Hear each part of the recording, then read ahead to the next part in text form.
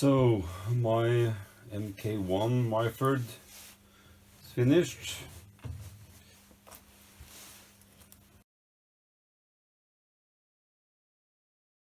Standard set of change wheels, of course.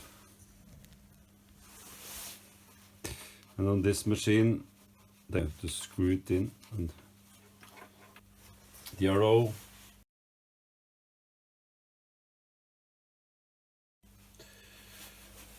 four-way two-post, modify the bearing here to double roll bearings,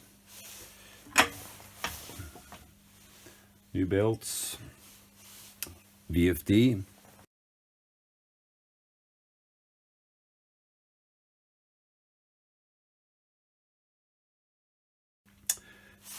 new bearings in headstock. Everything else is snug. I mean, the bearings here are selected from what I had. Also the screws and nuts. I've ground the bed, ground the top of the cross light, plus scraped everything else. Modified the tailstock a little bit, scraped the base and so to fit. So I think this turned out good.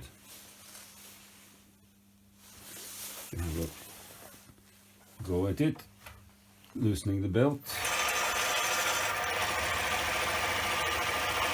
opening up the drip feed oiler,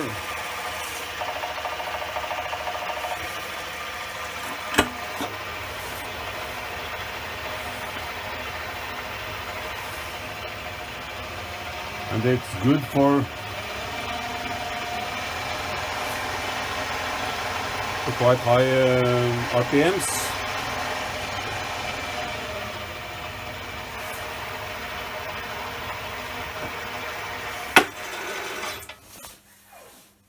So